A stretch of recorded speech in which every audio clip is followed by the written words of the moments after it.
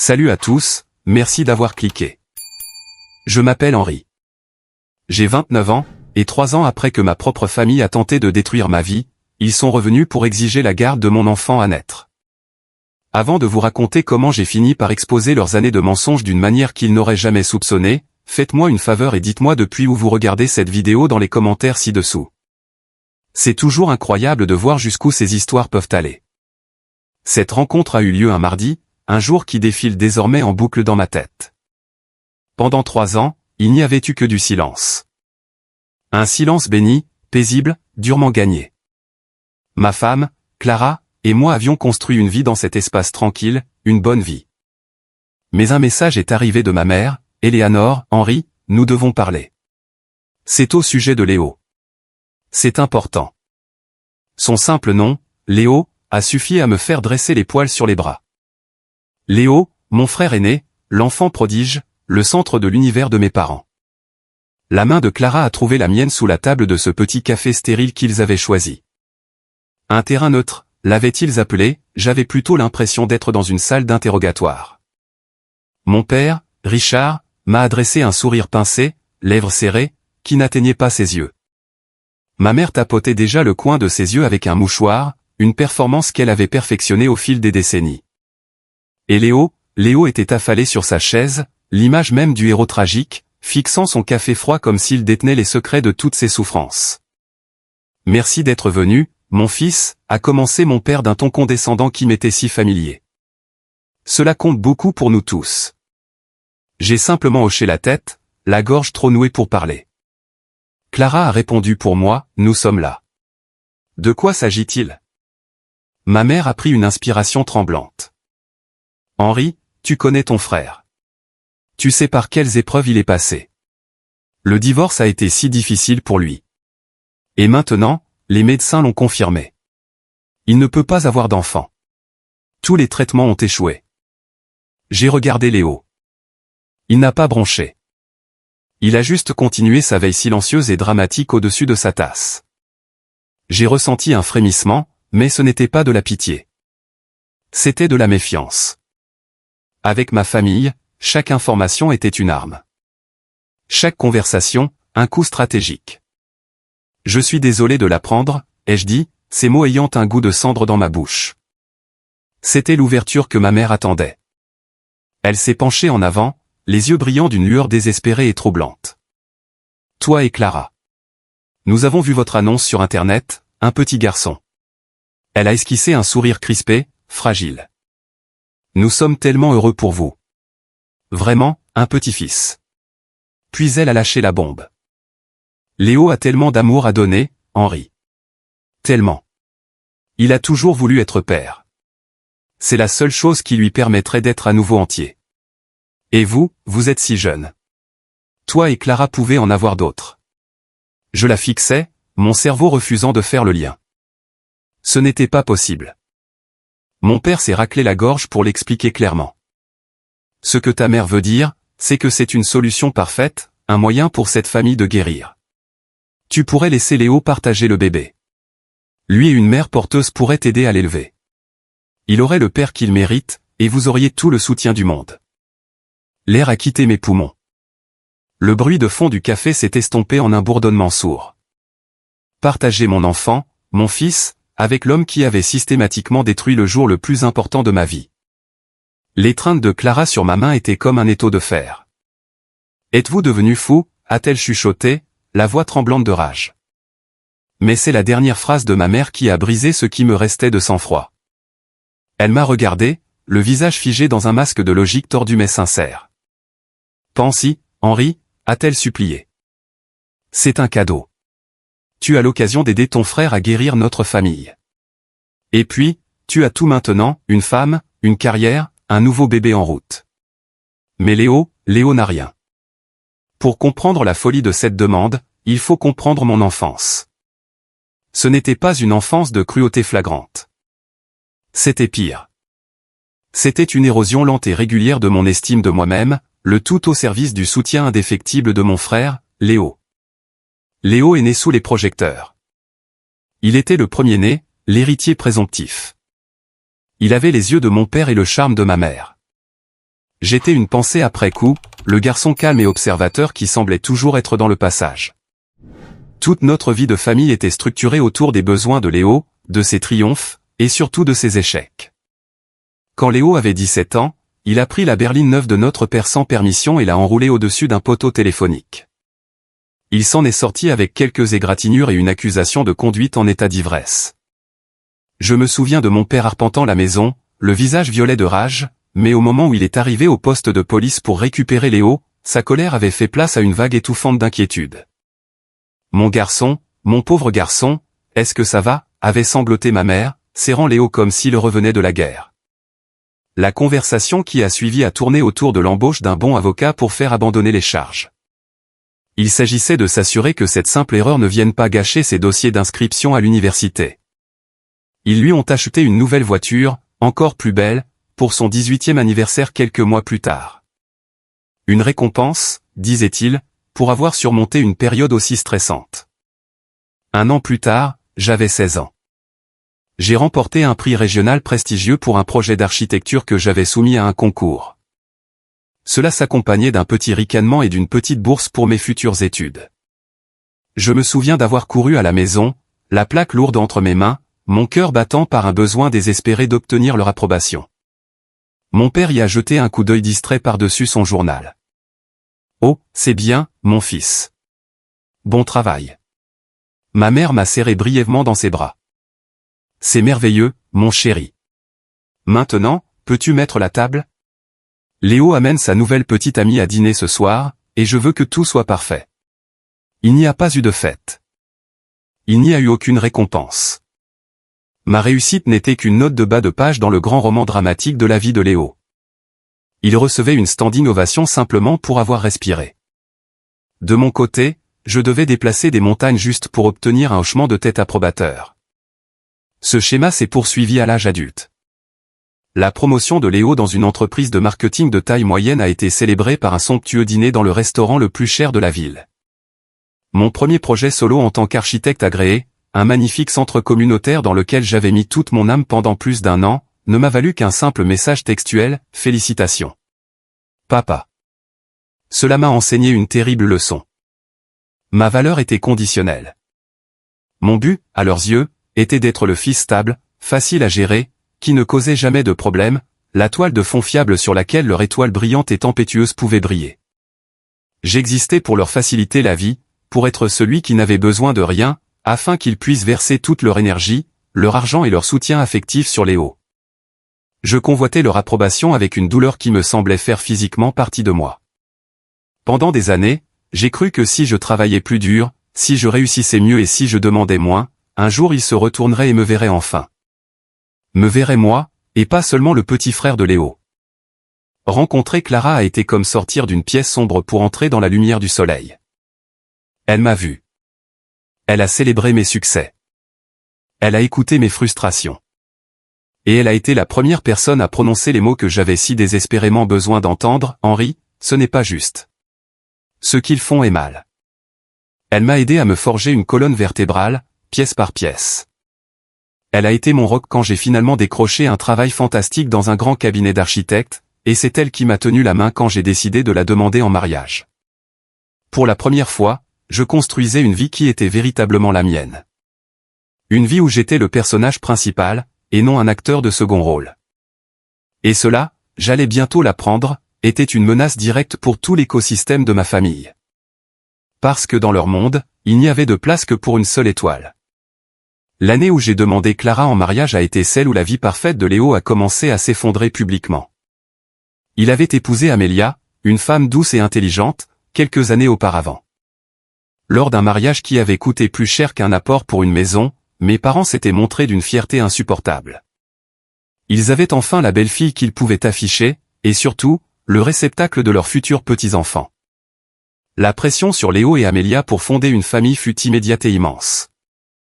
À chaque fête, à chaque dîner de famille, la question restait suspendue dans l'air, « Alors, quand est-ce que vous allez nous faire un petit-fils » Ma mère tapotait le ventre d'Amélia avec un sourire plein d'espoir. Mon père parlait de perpétuer le nom de famille et faisait allusion à un héritage conséquent lié à la génération suivante. Ce que je ne savais pas à l'époque, c'est que Léo mentait. Il avait dit à Amélia avant leur mariage qu'il était ouvert à l'idée d'avoir des enfants un jour, mais ce jour ne semblait jamais arriver. Il était toujours trop occupé par le travail. Il devait économiser plus d'argent. Il devait d'abord voyager davantage.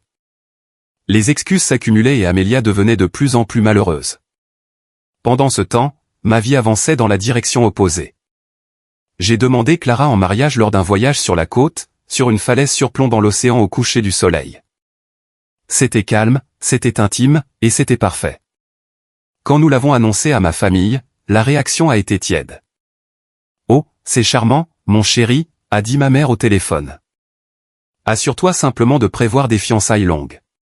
Ces choses-là coûtent cher. » C'était un contraste saisissant avec la frénésie qui avait entouré les fiançailles de Léo. Mais nous ne nous en soucions pas. Nous étions heureux.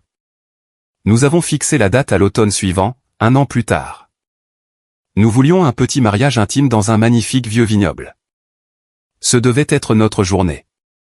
Environ 6 mois avant notre mariage, l'appel est arrivé. C'était ma mère, la voix lourde d'un drame surjoué. C'est fini, Henri. Léo et Amélia divorcent. J'étais stupéfait. De l'extérieur, ils formaient le couple parfait. Mais ma mère n'était pas triste. Elle était furieuse. Elle le quitte après tout ce que nous avons fait pour elle. Elle ne pouvait simplement pas attendre. Elle était tellement impatiente au sujet de cette histoire de bébé. Ton frère est dévasté. Absolument brisé. Au cours des semaines suivantes, Léo s'est réinstallé chez mes parents. Il y a été traité comme un prince blessé. Ma mère lui cuisinait tous ses plats préférés. Mon père l'a emmené faire un voyage entre hommes à Vegas pour lui changer les idées. Le récit était gravé dans le marbre, Amélia était la méchante égoïste et impatiente, Léo était la victime tragique. Personne n'a jamais cherché à savoir ce qui s'était réellement passé. Personne n'a jamais remis en question la version de Léo. 1 mois plus tard, Clara et moi étions chez mes parents pour notre dîner dominical obligatoire et hebdomadaire. La tension était à couper au couteau. Léo était là, l'air maussade, jouant à la perfection le rôle du mari au cœur brisé. Après un repas presque totalement silencieux, ma mère s'est tournée vers moi, le visage grave. « Henri », a-t-elle dit d'une voix basse et sérieuse, « ton père et moi avons discuté. Et nous pensons, oui, nous pensons que toi et Clara devez faire ce qui est juste. » J'ai regardé Clara, confus. Ce qui est juste par rapport à quoi? Mon père a posé sa fourchette avec un cliquetis délibéré. Ce mariage, ce n'est pas le bon moment. Ton frère traverse un divorce. Ce serait incroyablement insensible de lui jeter une grande célébration à la figure en ce moment. Nous voulons que vous le reportiez. La pièce est devenue silencieuse. Le tic-tac de l'horloge grand-père dans le couloir résonnait comme un marteau frappant une enclume. Reporter notre mariage. Notre journée, celle que nous planifions depuis près d'1 an, le seul point lumineux à mon horizon personnel, devait être mise en attente parce que la vie de Léo avait rencontré un obstacle. Clara a parlé la première, la voix dangereusement calme, « Richard, avec tout le respect que je vous dois, notre mariage n'a rien à voir avec le divorce de Léo. » Ma mère lui a jeté un regard venimeux. Cela a tout à voir. C'est une famille. Nous sommes censés nous soutenir les uns les autres. Léo souffre. Comment pensez-vous que cela va paraître? Vous deux, paradant avec votre bonheur alors que sa vie s'écroule. Il arrive à peine à sortir du lit le matin. J'ai jeté un coup d'œil vers Léo. Il fixait son assiette, un léger rictus sur les lèvres. Il n'essayait même pas de cacher sa satisfaction. Il s'en délectait. C'était ce qu'il voulait, que le monde s'arrête à nouveau et tourne autour de lui. Une fureur froide, une émotion que j'avais réprimée toute ma vie, s'est mise à brûler dans ma poitrine. Toutes ces années d'exclusion, de réussite minimisée, de sentiments ignorés. Tout cela me revenait d'un coup. Non, ai-je dit. Le mot était calme, mais il a tranché la tension comme un rasoir. Mes parents m'ont regardé comme si une seconde tête venait de me pousser. « Qu'est-ce que tu as dit ?» a demandé mon père d'une voix basse et menaçante. J'ai dit non, ai-je répété, plus fort cette fois. J'ai senti la main de Clara serrer ma cuisse sous la table, un élan silencieux de soutien. Nous ne reportons pas notre mariage. C'est dans 6 mois. Le divorce de Léo sera bien entamé d'ici là. C'est un événement complètement distinct. Ma mère a octé, portant la main à son cœur. Je ne peux pas croire à quel point tu es égoïste. Après tout ce que nous avons fait pour toi. Qu'est-ce que vous avez fait pour moi, ai-je répliqué, les mots jaillissant avant que je ne puisse les arrêter.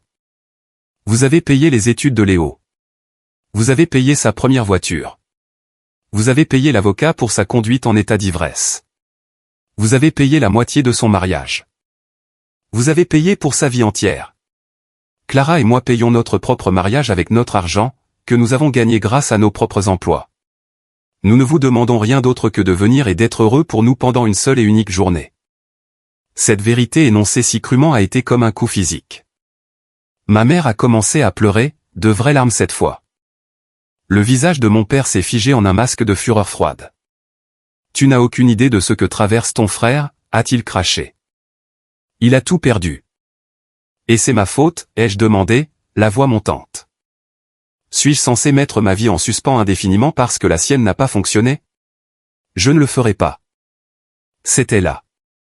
Le moment que j'avais redouté et, d'une certaine manière, désiré toute ma vie. Le moment où j'allais enfin me défendre. Mon père s'est levé, sa chaise raclant bruyamment le parquet. Il a pointé un doigt tremblant vers moi. Tu vas m'écouter, mon garçon, a-t-il sifflé. Tu vas montrer du respect à ton frère. Tu vas reporter ce mariage ou bien nous ne serons pas là. Ta mère, moi-même, ton frère, aucun d'entre nous. C'était un échec et mat, le coup ultime pour me forcer à me soumettre. Il pensait me tenir. Il pensait que je m'effondrerais comme je l'avais toujours fait. Mais il ne voyait pas Clara à mes côtés. Il ne voyait pas les années de ressentiment silencieux qui s'étaient finalement solidifiées en un noyau d'acier en moi. Je me suis levé pour lui faire face. Je suppose que vous ne serez pas là alors, ai-je dit, la voix tremblante mais claire. Clara, on s'en va. Alors que nous sortions, j'ai entendu le gémissement de ma mère derrière nous, tu l'as choisie elle plutôt que ta famille. Je me suis arrêté à la porte et je me suis retourné vers eux, mon père rouge de rage, ma mère effondrée sur sa chaise et Léo, qui me regardait désormais directement avec une expression de pure malice triomphante. Et à cet instant, j'ai compris qu'il ne s'agissait pas seulement du mariage. C'était une déclaration de guerre. Et je n'avais aucune idée de la bassesse dont ma propre famille était capable. Les retombées de ce dîner furent rapides et brutales. Je m'attendais au silence. Je m'attendais à des messages vocaux furieux. Ce à quoi je ne m'attendais pas, c'était à la campagne vicieuse et calculée que Léo, avec la bénédiction de mes parents, a lancée contre moi. Cela a commencé subtilement. Un appel de ma tante Carole, la sœur de ma mère. Henri, mon chéri, a-t-elle dit d'une voix décousue et débordante d'une fausse sollicitude, je viens d'avoir une longue discussion avec ta mère. Elle est hors d'elle. Elle m'a dit. Eh bien, elle m'a dit que tu étais en partie responsable de la rupture entre Léo et Amélia. J'ai senti mon sang se glacer. Quoi? C'est insensé. Je n'ai rien à voir là-dedans. Eh bien, a-t-elle poursuivi en baissant la voix d'un ton complice, Éléanor a dit que tu avais toujours été jaloux du mariage de Léo et que tu disais souvent à Amélia qu'elle méritait mieux. Que tu lui as mis en tête des idées de divorce. C'était une pure fabrication, un mensonge sorti de nulle part, conçu pour me dépeindre comme le méchant, le saboteur. Je me suis défendu, bien sûr, mais le doute avait été semé. Puis les mensonges ont pris de l'ampleur. Léo a commencé à raconter à tout le monde que je lui avais donné de mauvais conseils financiers, ce qui lui avait fait perdre une somme d'argent considérable. Il a dit à notre cousin Marc, qui travaillait dans le même secteur, que je lui avais volé un concept de design. Une impossibilité flagrante, puisque Léo travaillait dans le marketing et était incapable de tracer une ligne droite. Mais les gens le croyaient, car pourquoi un frère mentirait-il sur ce genre de choses? Pourquoi des parents aimants soutiendraient-ils un tel mensonge? Léo avait passé sa vie à être choyé et cru, tandis que j'avais passé la mienne dans son ombre. Les rôles étaient déjà attribués. Il était la victime charmante et lésée, et j'étais le jeune frère jaloux et amer. Les appels téléphoniques ont commencé à arriver un par un.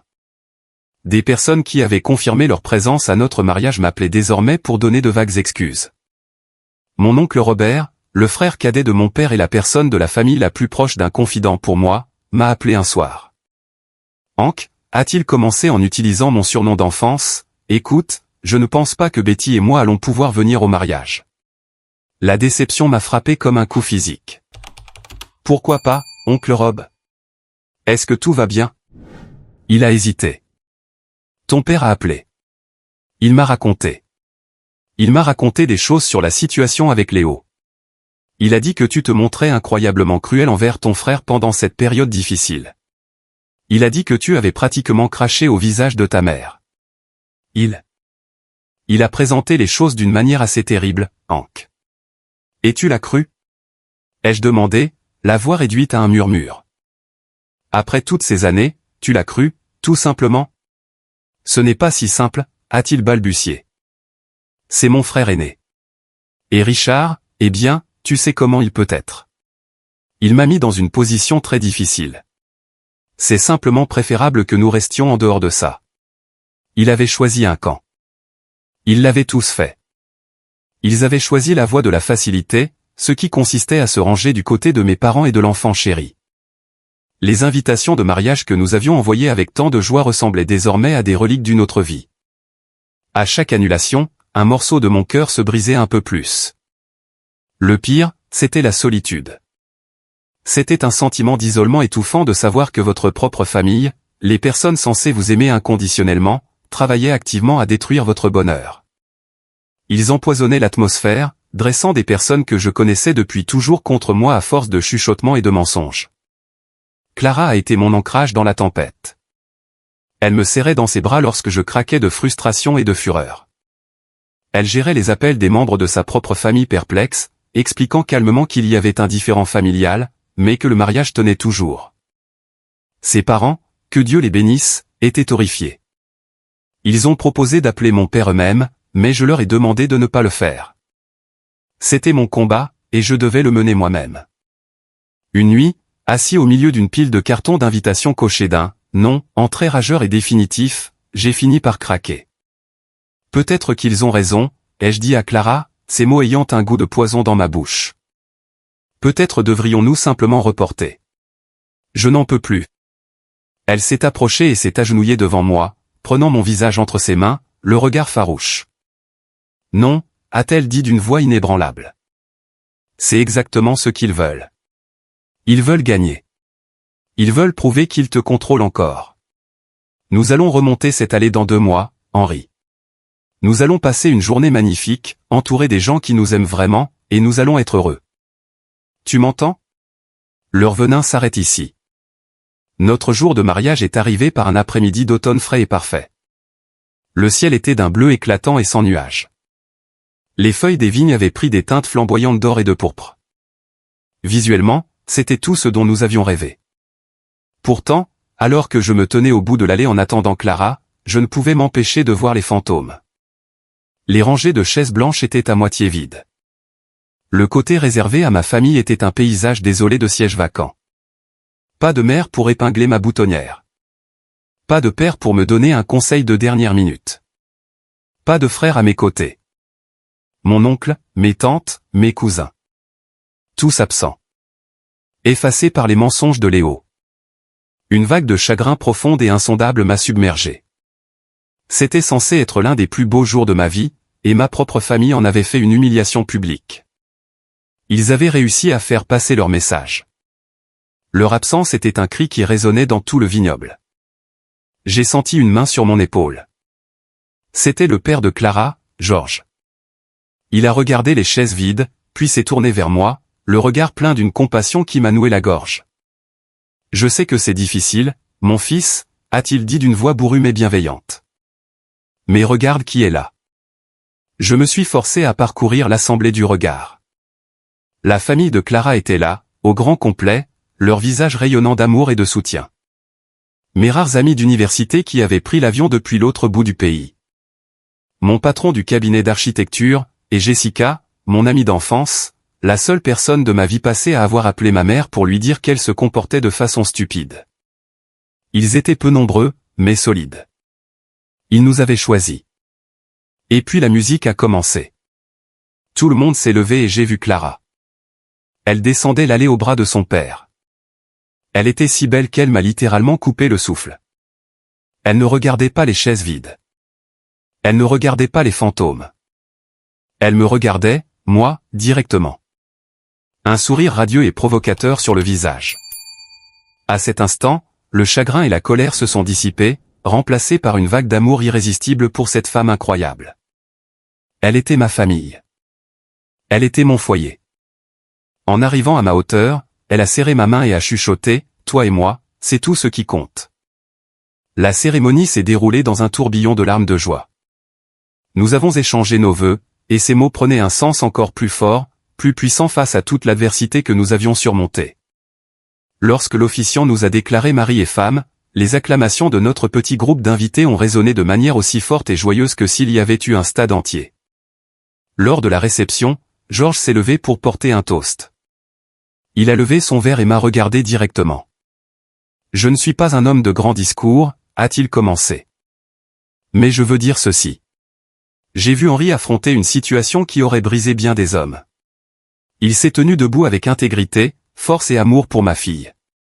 Il a été abandonné par des gens qui auraient dû le chérir. Je veux donc faire une promesse ici aujourd'hui, devant vous tous. Henri, à partir de ce jour, tu es mon fils. Notre famille sera toujours la tienne. » J'ai fini par craquer. Les larmes que j'avais retenues pendant des mois ont coulé sur mes joues. Ce n'étaient plus des larmes de tristesse, c'étaient des larmes de gratitude. Nous avons dansé. Nous avons mangé. Nous avons ri. Ce n'était pas le mariage que nous avions initialement prévu, mais c'était parfait. C'était une célébration de l'amour, de la loyauté et de la vérité profonde que la famille ne se résume pas au lien du sang. C'est avant tout une question de présence, de savoir qui est là pour vous. Ce soir-là, alors que Clara et moi partions, j'ai pris une décision. J'ai sorti mon téléphone et j'ai bloqué les numéros de mes parents et de mon frère. J'ai retiré de mes contacts absolument tous les membres de la famille qui nous avaient tourné le dos. J'ai rompu les ponts. C'était une amputation douloureuse, brutale, mais je savais que c'était le seul moyen d'empêcher la gangrène de se propager. Je choisissais mon avenir. Je choisissais ma femme. Je me choisissais moi-même. La vie après le mariage a été tranquille. Les premiers mois ont été étranges. Je m'attendais constamment à ce que le téléphone sonne avec un numéro inconnu et furieux, ou à recevoir une lettre pleine de reproches dans la boîte aux lettres. Mais il n'y a rien eu, juste le silence. Clara et moi nous sommes installés dans notre nouvelle vie. Nous avons investi notre énergie dans notre travail, dans la construction de notre foyer. Nous avons trouvé un nouveau rythme. Une nouvelle normalité qui n'incluait pas d'appels hebdomadaires empreints d'agressivité passive ou de fêtes gâchées par les drames familiaux. Nous avions notre famille de cœur, les parents de Clara et nos amis proches. C'était paisible, mais une partie de moi restait hantée. Je ne comprenais toujours pas le pourquoi de tout cela. Je savais que Léo était égoïste et que mes parents l'encourageaient, mais la violence inouïe de leur campagne me laissait perplexe. Il devait y avoir un autre volet à l'histoire de son divorce. Environ un an après le mariage, je me trouvais dans un café près d'un nouveau chantier que je gérais. Je prenais un café latte quand j'ai entendu une voix familière prononcer mon nom, Henri. Je me suis retourné et mon cœur a manqué un battement. C'était Amélia, l'ex-femme de Léo. Elle semblait différente, en meilleure santé. L'anxiété perpétuelle qui embrumait ses yeux lorsqu'elle était avec Léo avait disparu. Elle avait l'air libre. « Amélia » ai-je dit, surpris. « Ça alors, c'est bon de te voir. Comment vas-tu ? » « Je vais bien » a-t-elle dit avec un petit sourire sincère. « Vraiment bien. J'ai quitté la ville, j'ai ouvert ma propre petite boulangerie. Je suis heureuse. » Nous avons discuté de tout et de rien pendant quelques minutes, tandis que l'éléphant au milieu de la pièce, notre passé commun avec ma famille, planait au-dessus de nous. Finalement, elle a pris une profonde inspiration. « Écoute, Henri » a-t-elle dit, son expression devenant sérieuse. « Je te dois des excuses. J'ai appris ce qu'ils ont fait pour ton mariage. Je ne l'ai su que des mois plus tard, et à ce moment-là, eh bien. Je ne voulais pas m'en mêler. C'était lâche de ma part, et je suis désolé. Ce n'était pas de ta faute, ai-je répondu immédiatement. Tu avais ta propre fuite à organiser. Ses yeux se sont remplis d'une triste compréhension.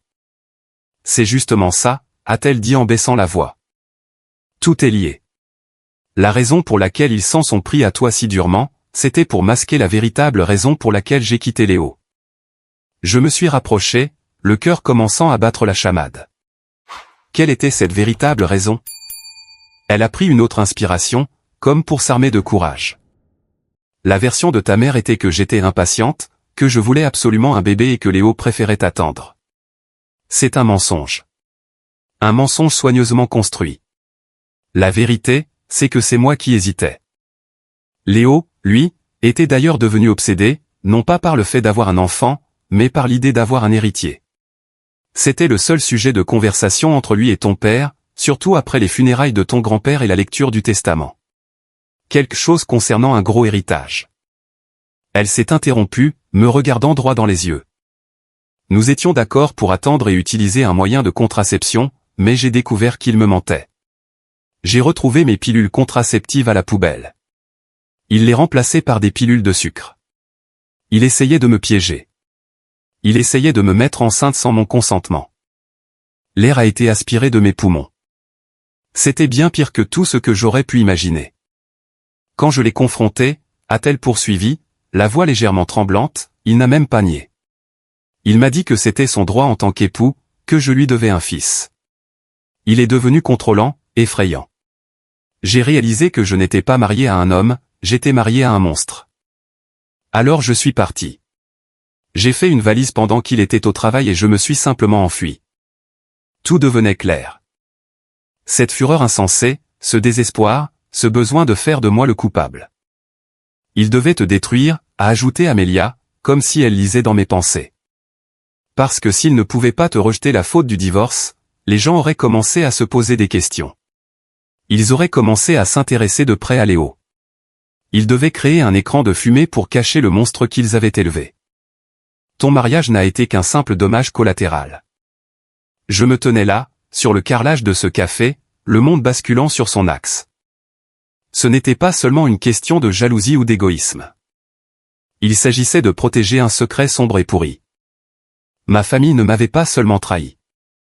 Ils m'avaient utilisé comme bouclier pour dissimuler un acte de violation profonde.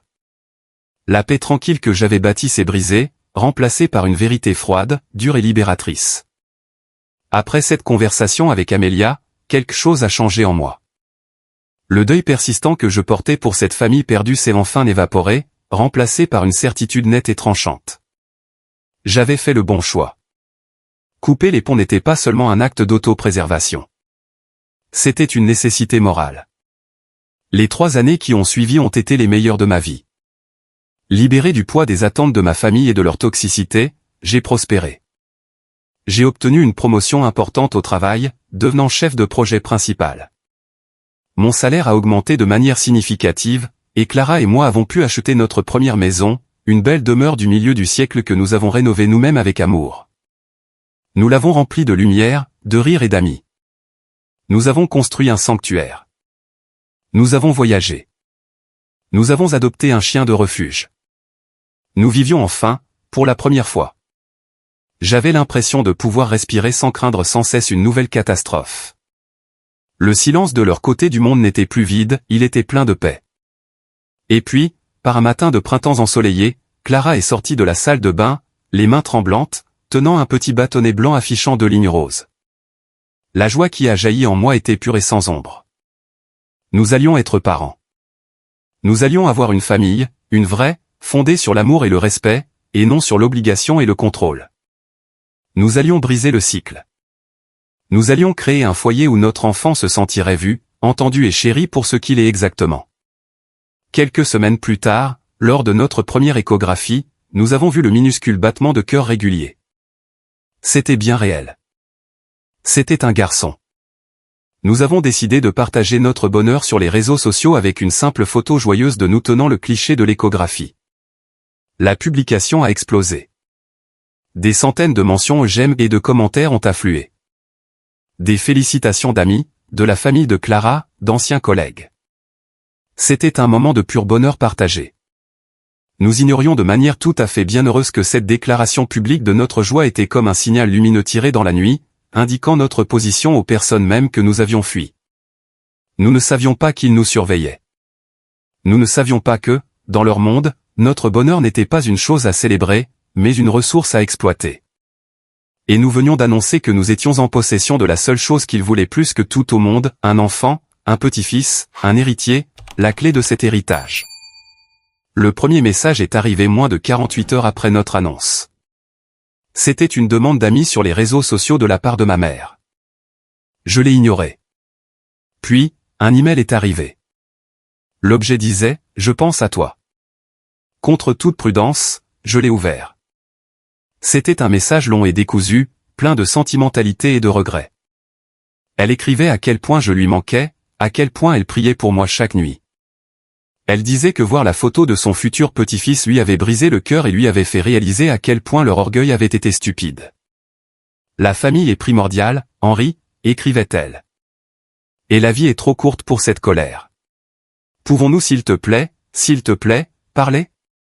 Clara la lut par-dessus mon épaule, les bras croisés. Ne tombe pas dans le panneau, a-t-elle dit doucement. C'est un piège. Je sais, ai-je répondu, mais une petite partie traîtresse de moi a ressenti un frémissement. Pas tout à fait de l'espoir, plutôt un douloureux vestige de nostalgie.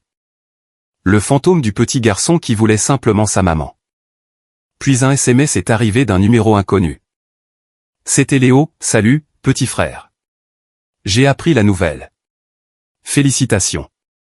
Sérieusement, écoute, je sais que j'ai déconné. J'étais dans une phase très sombre après le divorce et j'ai géré les choses terriblement mal. J'ai dit et fait des choses que je regrette chaque jour. J'aimerais beaucoup avoir l'occasion de m'excuser en personne. Pour ce que ça vaut, j'ai fait beaucoup de travail sur moi. Je suis en thérapie. Je veux juste retrouver ma famille. C'était l'excuse idéale. Elle touchait toutes les cordes sensibles, responsabilité, développement personnel, désir de réconciliation. C'était si idéal, en fait, que cela sonnait complètement faux. On aurait dit quelque chose d'écrit par un avocat. C'est une attaque coordonnée, a dit Clara d'une voix ferme. Ils essaient de t'adoucir. Elle avait raison. Je savais qu'elle avait raison. Mais l'idée que mon fils grandisse sans connaître ses grands-parents ou son oncle de mon côté me causait toujours un pincement au cœur. Étais-je trop têtu? Est-ce que je m'accrochais à une colère qui ne faisait du mal qu'à moi? J'en ai discuté avec Clara pendant des jours. Nous avons pesé le pour et le contre. Finalement, nous sommes parvenus à un compromis. D'accord, a-t-elle dit, une seule rencontre dans un lieu public. Nous y allons, nous écoutons, et nous fixons des limites strictes. Pas question de parler du passé à moins d'avoir des excuses directes. Pas d'engagement pour l'avenir. On verra s'ils ont sincèrement changé. Mais Henri, a-t-elle ajouté en prenant mes mains, à la toute seconde où tu te sens mal à l'aise, nous partons, sans poser de questions. Marché conclu. Marché conclu, ai-je dit, ressentant un mélange d'appréhension et de cet espoir idiot et vacillant. J'ai répondu à l'email de ma mère, nous pouvons nous voir pour un café mardi prochain. Au Daily Grain sur Main Street, à 10h. La réponse a été presque instantanée, merveilleux. Nous serons tous là. Ce dernier mot m'a donné un frisson dans le dos. Ce n'allait pas être une simple réconciliation. C'était un guet-apens, et nous y foncions droit. Le café était exactement tel que je m'en souvenais depuis le jour où j'avais croisé Amélia. Lumineux, bruyant et impersonnel. Cette fois, cependant, la rencontre n'avait rien d'un hasard. Nous sommes arrivés et les avons trouvés déjà installés dans un box dans un coin, tel un tribunal attendant les accusés. Ma mère, mon père et Léo. Les premières formules de politesse ont été d'une gêne douloureuse. Ils ont pris des nouvelles de la grossesse de Clara avec une douceur mielleuse qui m'a donné des frissons. Ils ont commenté ma promotion, dont ils avaient manifestement entendu parler par le bouche à oreille familial. Tout cela n'était qu'une mise en scène, une pièce soigneusement répétée conçue pour nous bercer d'un faux sentiment de sécurité. Et puis, tout comme je l'ai décrit au tout début de l'histoire, ma mère s'est lancée dans son discours sur l'infertilité de Léo, sa souffrance, son besoin viscéral de devenir père. Et c'est alors qu'est arrivée la demande, cette proposition insensée, monstrueuse, incroyable, consistant à donner notre enfant, ou du moins une part importante de sa vie et de sa garde, à mon frère. Au moment même où ces mots sortaient de la bouche de mon père, présentés comme une solution parfaite pour la famille, Clara s'est levée. Je ne vais pas écouter ça. Henri, on s'en va. Mais j'étais figé.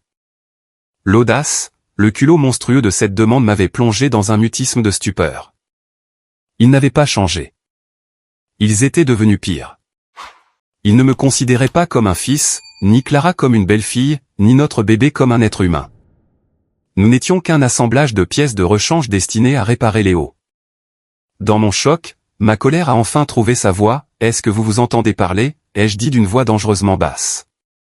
Vous pensez qu'après avoir saboté notre mariage, après avoir menti à toute notre famille, après 3 ans de silence, vous pouvez simplement revenir dans nos vies et exiger notre enfant? Mon fils n'est pas une ordonnance médicale pour guérir les problèmes de Léo. Léo, qui était resté silencieux jusque-là, a soudainement levé les yeux, son regard brillant d'une colère venimeuse familière.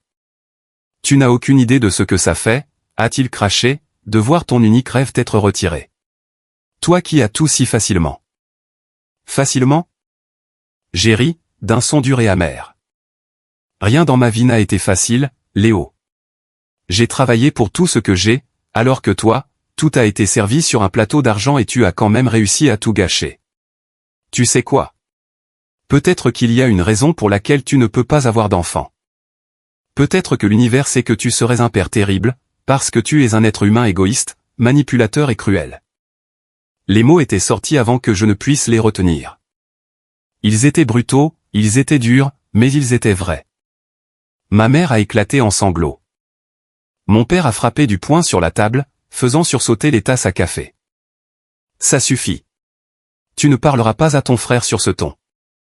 Je lui parlerai comme je veux, ai-je dit en me levant et en entraînant Clara avec moi. C'est fini. Ne nous contactez plus jamais.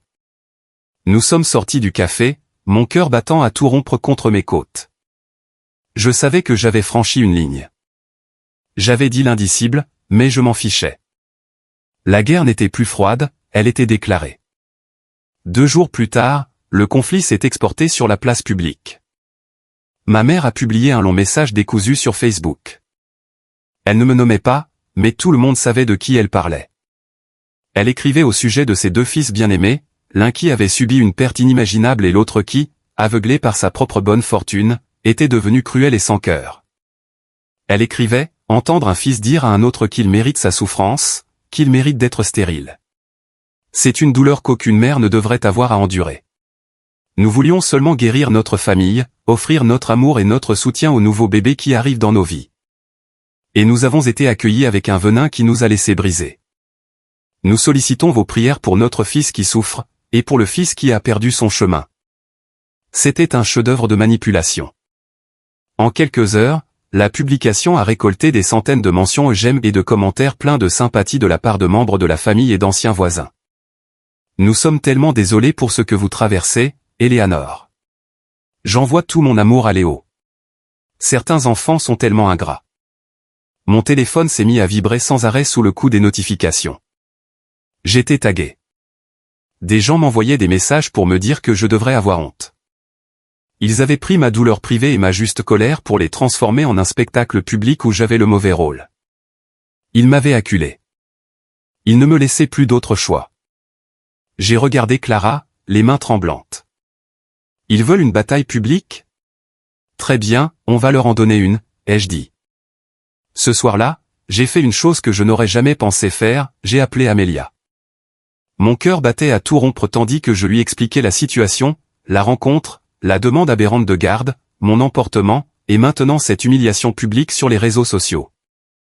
Je lui ai dit que je comprendrais parfaitement qu'elle veuille rester en dehors de cela, qu'elle ne me devait rien, mais que je devais poser la question. Ils utilisent l'infertilité de Léo comme une arme, ai-je dit, la gorge nouée. Ils le dépeignent comme une victime tragique, mais nous connaissons la vérité. Nous savons ce qu'il a fait. Il y a eu un long silence à l'autre bout du fil. Pendant un instant, j'ai cru qu'elle allait refuser. Il a essayé de détruire ma vie, Henri, a-t-elle finalement dit d'une voix froide et limpide. Et maintenant, il essaie de détruire la tienne et de te prendre ton enfant. Non, ça s'arrête maintenant. Tu as mon autorisation. Raconte tout. S'il le faut, je t'appuierai. Une vague de soulagement si puissante qu'elle m'a presque fait fléchir les genoux m'a submergé. Merci, Amelia, ai-je murmuré. Merci. Fais-leur vivre l'enfer, a-t-elle conclu avant de raccrocher. Je me suis assis devant mon ordinateur, Clara assise à côté de moi, sa main posée sur mon dos. J'ai affiché le message de ma mère, relisant une fois de plus les commentaires mielleux et larmoyants. Puis je me suis mis à écrire. Je n'ai pas écrit avec colère. J'ai écrit avec une précision froide, claire et dévastatrice. J'ai commencé par le début, ce message s'adresse à mes amis, à ma famille, et à quiconque a lu la récente publication de ma mère et s'interroge sur ce fils qui a perdu son chemin. Je suis resté silencieux pendant 3 ans, et j'avais l'intention de le rester pour toujours. Ma famille vient de rendre cela impossible. J'ai tout exposé. Les années passées à être traité comme un citoyen de seconde zone, la demande de reporter mon mariage, la campagne de dénigrement calculée qui a suivi. J'ai d'ailleurs décrit ce moment à l'hôtel, face à une marée de chaises vides, une humiliation publique orchestrée par les personnes mêmes qui auraient dû me soutenir. Je les ai écartés de ma vie, non par rancune, ai-je écrit, mais pour ma propre survie et pour protéger ma femme. Nous avons construit une vie magnifique et paisible en leur absence. Une paix qu'ils ont récemment décidé de briser. Puis j'ai détaillé la rencontre au café. J'ai écrit au sujet de leur demande invraisemblable d'accorder à mon frère des droits sur notre enfant, faisant pratiquement de Léo un copard pour compenser ses propres échecs. J'ai même cité la phrase de ma mère, « Tu as tout, mais Léo n'a rien ». Et puis, j'ai asséné le coup de grâce. Ma famille articule tout ce conflit autour de la tragique infertilité de mon frère Léo. Ils le dépeignent comme une victime de la part d'une ex-femme cruelle et maintenant par un frère sans cœur. L'heure de la vérité a sonné. La raison du divorce de Léo n'était pas un désaccord sur le moment d'avoir des enfants.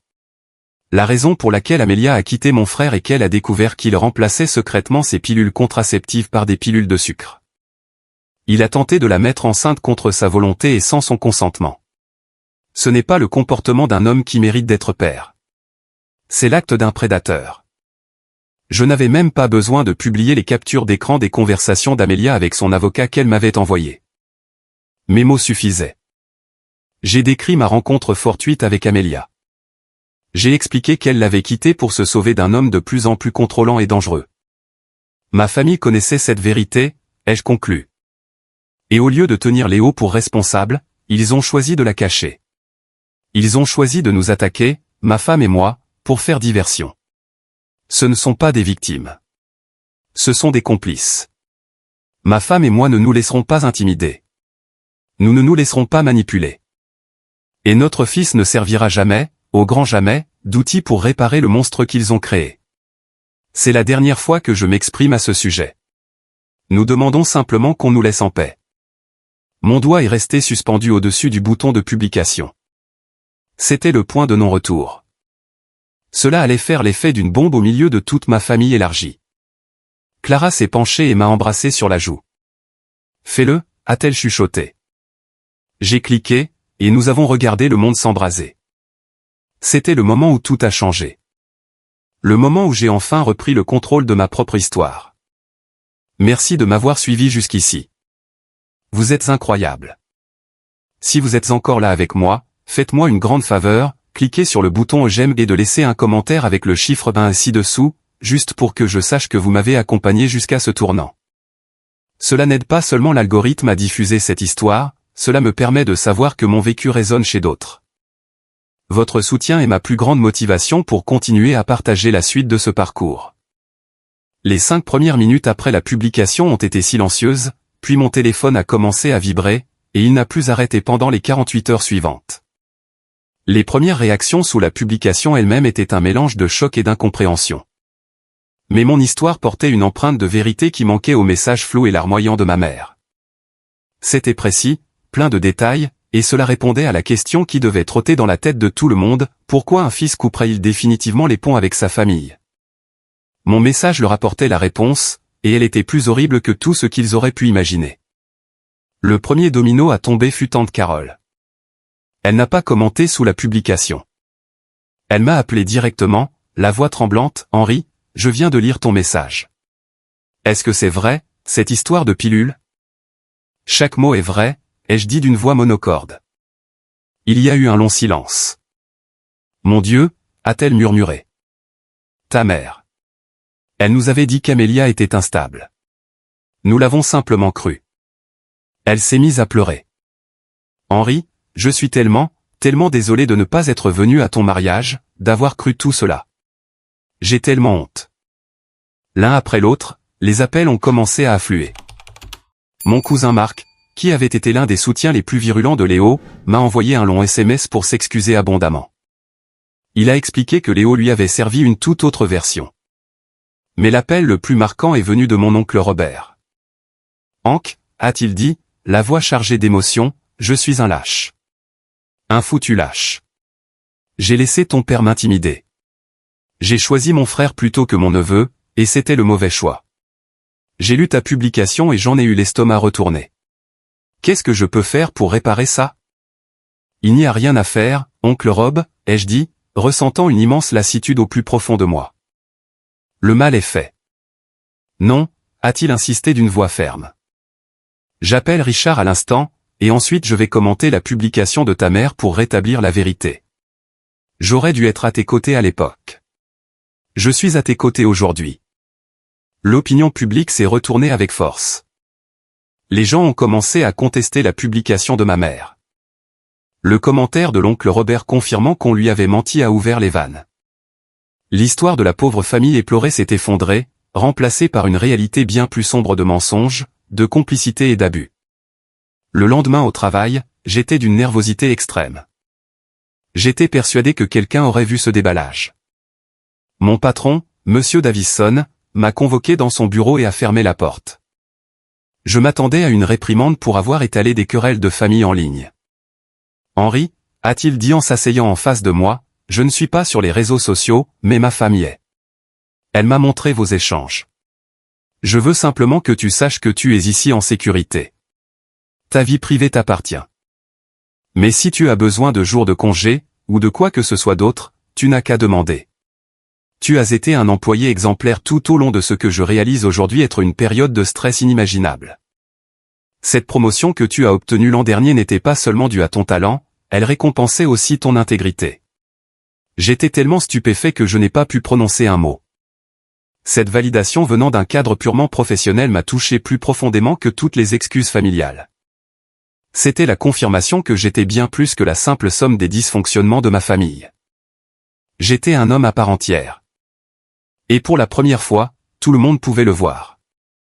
Après 2 jours d'un lynchage public incessant, mes parents et Léo ont complètement disparu de la toile. Ils ont supprimé leurs publications, puis désactivé l'intégralité de leurs comptes sur les réseaux sociaux. Le silence qui a suivi était lourd de leur défaite. Une semaine plus tard, une lettre est arrivée.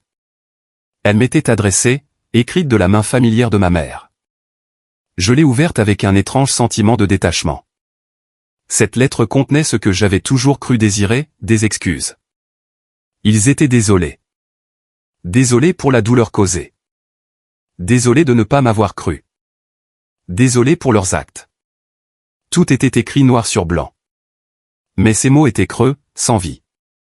On aurait dit qu'ils avaient été dictés par un avocat, un ultime recours pour limiter les dégâts.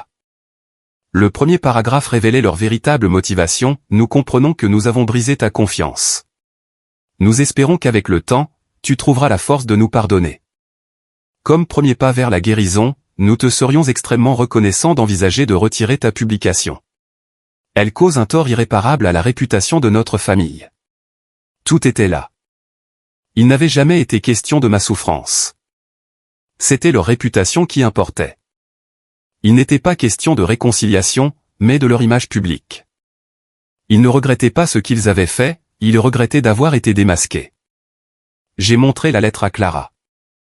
Elle l'a lue et a ricané, évidemment. Incroyable. Ce soir-là, mon téléphone a sonné. C'était mon père. J'ai failli ne pas décrocher, mais une curiosité un peu morbide m'a poussé à appuyer sur le bouton vert. « Henri, a-t-il dit, la voix tensée. Tu as reçu notre lettre ? » ?»« Oui, ai-je répondu d'un ton neutre. »« Et qu'est-ce que tu en penses ?» Il a soupiré, un long soupir las. « Mon fils, nous essayons de réparer les choses. Nous nous excusons. Tout ce que nous demandons, c'est que tu retires ce message. C'est la moindre des décences. » J'ai senti un calme étrange m'envahir. Le petit garçon en moi qui avait si désespérément cherché l'approbation de cet homme avait disparu. À sa place se tenait un homme sur le point de devenir père à son tour. Un homme qui comprenait le vrai sens de ce mot. Que je retire cette publication ou non est ma décision. Et cela n'a rien à voir avec vous ou vos excuses, ai-je dit. Votre lettre ne m'est pas destinée. Elle vous est destinée à vous, pour que vous puissiez vous dire que vous avez essayé. Mais vous arrivez trop tard. Vous avez eu des années pour agir correctement. Vous avez choisi de ne pas le faire. Maintenant, vous devez en assumer les conséquences. Mais le nom de la famille. A-t-il commencé? Ce n'est plus votre problème, ai-je dit en lui coupant la parole. C'était la phrase la plus nette et la plus honnête que je lui ai jamais dite. Je posais une limite, non pas par colère, mais comme un constat. Leur monde et le mien n'étaient plus connectés. J'ai raccroché avant qu'il ne puisse répondre. Je ne ressentais ni colère, ni tristesse. Pour la première fois, face à ma famille, je ne ressentais absolument rien. J'étais libre. 6 mois plus tard, par un matin pluvieux de mardi, notre fils est né. Nous l'avons nommé Miles. Il était si petit, parfait, et il a rempli notre maison rénovée d'une joie que je n'aurais jamais cru possible. Les semaines qui ont suivi ont été un tourbillon de nuits blanches, de changements de couches interminables et d'un amour si féroce et si puissant que j'avais l'impression que mon cœur s'était ouvert en grand. En serrant mon fils dans mes bras, je regardais son petit visage confiant et je faisais un vœu silencieux, je ne le ferai jamais se sentir invisible.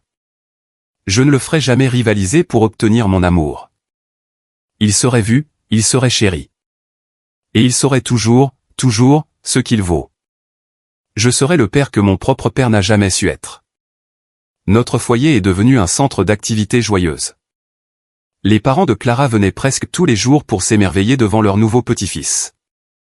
George, mon beau-père, tenait Miles pendant des heures en lui racontant des histoires sur son équipe de baseball favorite, les Chicago Cubs. La mère de Clara, Marie, nous cuisinait des montagnes de nourriture, veillant à ce que nous mangions correctement alors que nous étions perdus dans le brouillard des premiers jours avec notre nouveau-né. Nos amis venaient à tour de rôle, apportant des cadeaux et proposant de garder le bébé pour que nous puissions faire une sieste. Jessica est venue et a fait notre lessive de son propre chef, sans même qu'on le lui demande. Mon patron, Monsieur Davison, a envoyé un panier cadeau incroyablement généreux avec un mot disant « Profitez de chaque instant ». Ils grandissent trop vite. C'était cela, ma famille. Ce groupe de personnes bruyants, aimants, solidaires et formidables. C'était eux qui avaient répondu présent. C'était eux qui comptaient. Le silence de l'autre côté de la barrière de sécurité que j'avais érigée était absolu. Je n'avais pas entendu un mot de mes parents ni de Léo depuis ce dernier coup de téléphone, et je ne leur avais pas accordé une seconde pensée. J'ai fini par retirer la publication. Environ un mois après la naissance de Miles, je me suis connecté une dernière fois, j'ai relu mes mots et j'ai cliqué sur supprimer. Je n'avais pas l'impression de capituler ou de céder. J'avais plutôt le sentiment de faire le ménage. Cette publication avait rempli son rôle. Elle avait été mon arme, mon bouclier et ma déclaration d'indépendance. Mais je n'en avais plus besoin. La guerre était finie, et j'avais gagné. Ma récompense n'était pas leur défaite, c'était ma paix. C'était la joie tranquille de bercer mon fils pour l'endormir aux premières lueurs du matin, alors que le monde extérieur était silencieux et immobile. Un après-midi, Clara et moi étions assis sur le canapé, regardant Miles dormir dans son berceau. « Est-ce que tu penses encore à eux parfois ?» a-t-elle demandé doucement. J'y ai réfléchi un instant. Honnêtement, non, pas vraiment. J'ai l'impression que c'est un film que j'ai regardé il y a longtemps, sur la vie de quelqu'un d'autre. Elle a souri et a posé sa tête sur mon épaule. Je pensais avoir toutes les réponses. Je pensais avoir enfin compris toute l'étendue de leur dysfonctionnement. Mais il restait une dernière pièce du puzzle, un ultime secret sombre que je n'avais pas encore découvert. Et il était sur le point de m'arriver par courrier. La lettre est arrivée dans une enveloppe épaisse de couleur crème. L'adresse de l'expéditeur mentionnait un cabinet d'avocats que je ne connaissais pas, et elle venait de la petite ville où mes grands-parents avaient vécu et étaient morts. Elle m'était adressée. C'est avec un sentiment d'inquiétude que je l'ai ouverte. Elle provenait de l'exécuteur testamentaire de ma grand-tante, une femme que je ne connaissais que très peu et qui était décédée quelques mois plus tôt. Il semblait qu'elle m'avait laissé un petit souvenir dans son testament, mais ce n'était pas la partie importante de la lettre. L'avocat, un certain monsieur Abernathy, écrivait qu'en exécutant le testament de ma grand-tante, il était tombé sur d'autres documents juridiques familiaux dont il pensait que je devais avoir connaissance, compte tenu de mon éloignement récent et public avec mes parents. C'était une copie du testament de mon grand-père paternel. Je me suis assis à la table de la cuisine, mon café refroidissant, et j'ai commencé à lire. C'était en grande partie du langage juridique standard. Mais je suis arrivé à une section concernant un important fonds fiduciaire familial. C'était une somme d'argent colossale, bien plus élevée que tout ce que j'aurais pu imaginer de la part de mes grands-parents qui avaient travaillé dur toute leur vie. Et puis, j'ai vu la clause, le paragraphe unique qui expliquait tout. Le fonds fiduciaire créé par mon grand-père devait rester intouchable jusqu'à la naissance de son premier arrière-petit-enfant, et il devait être versé dans son intégralité à la famille de son fils aîné, mon père Richard. Si et seulement si cet arrière-petit-enfant était l'enfant biologique légitime du propre fils aîné de Richard, Léo. Si Léo ne parvenait pas à avoir d'héritier, ou si le premier arrière-petit-enfant naissait du second fils, c'est-à-dire moi, le fonds fiduciaire serait dissous et toute la fortune serait reversée à une liste d'organisations caritatives désignées. J'ai relu ce paragraphe 3 fois, les mots se brouillant sous mes yeux. Il n'avait jamais été question de simple favoritisme. Ce n'était pas seulement parce que mon père se projetait en Léo. Ce n'était pas seulement par fierté ou pour perpétuer le nom de famille. C'était une affaire d'argent. C'était pour un héritage massif. Tout s'expliquait. Les décennies passées à couver Léo, la pression immense exercée sur lui et Amélia pour avoir un enfant. Leur fureur lors du divorce. Tout s'emboîtait parfaitement. L'acte criminel désespéré de Léo consistant à piéger sa femme pour qu'elle tombe enceinte n'était pas seulement dicté par le désir d'avoir un enfant. Il était né du besoin impérieux de garantir son avenir financier. Et leur attaque contre moi, leur exigence de récupérer mon fils. Cela prenait soudain un éclairage nouveau, bien plus sinistre encore. Cherchait-il un moyen de le revendiquer légalement? Y avait-il une faille juridique qu'ils essayaient d'exploiter avec un avocat? Un moyen d'obtenir la garde pour pouvoir mettre la main sur cet argent? Cette pensée m'a rendu physiquement malade. Toute ma vie, j'avais été un obstacle, mes réussites, mon bonheur, mon mariage, et maintenant mon enfant. Tout cela représentait une menace pour leur manne financière. Ils n'avaient pas ruiné mon mariage simplement pour me punir de mon insoumission. Ils l'avaient fait pour m'isoler, me discréditer, s'assurer que si jamais j'apprenais cela, personne ne me croirait. C'était l'ultime et hideuse vérité. Leur amour n'était pas seulement conditionnel, il était transactionnel. Et j'avais été le dindon de la farce depuis le jour de ma naissance. J'ai plié la lettre et je l'ai remise dans l'enveloppe. Je ne ressentais plus de colère. La rage s'était éteinte, laissant place à un sentiment étrange et profond de pitié. Comme leur vie devait être vide pour qu'ils accordent plus de valeur à l'argent qu'à leur propre fils. C'était pathétique. Je suis allé dans le salon où Clara jouait avec Miles sur le tapis. Il a poussé un petit cri de joie et a tendu vers moi ses petites mains potelées. Je l'ai pris dans mes bras, je l'ai serré fort contre moi et j'ai respiré son doux parfum de lait de bébé. Il était là mon héritage, cette vie, cet amour, cette paix. C'était cela ma fortune, et elle valait bien plus que tout l'or du monde.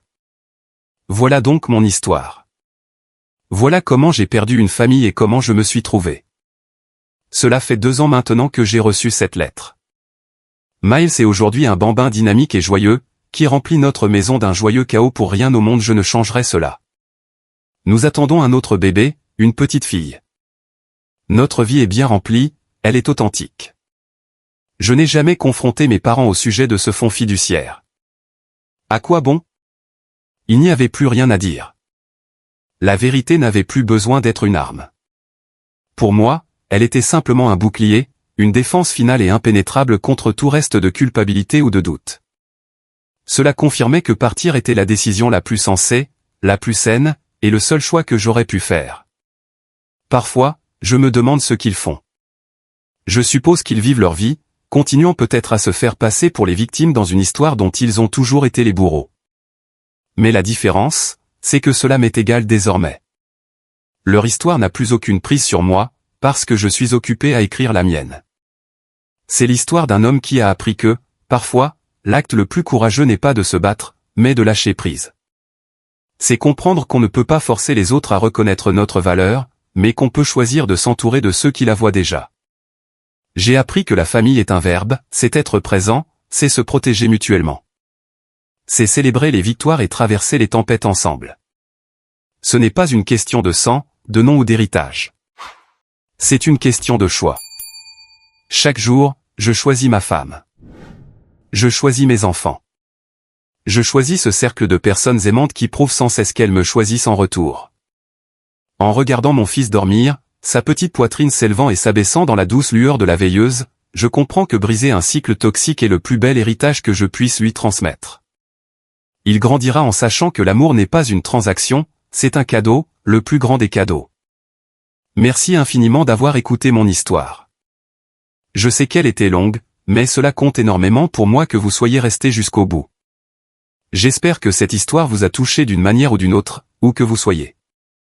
J'ai une question pour vous, avez-vous déjà dû faire le choix difficile de vous éloigner d'une situation toxique pour protéger votre propre paix? Je serais honoré que vous partagiez votre parcours ou vos réflexions dans les commentaires ci-dessous. Et bien sûr, si cette vidéo vous a parlé, n'oubliez pas de cliquer sur le bouton j'aime et de vous abonner pour ne pas rater mes prochains partages. Merci encore, et portez-vous bien.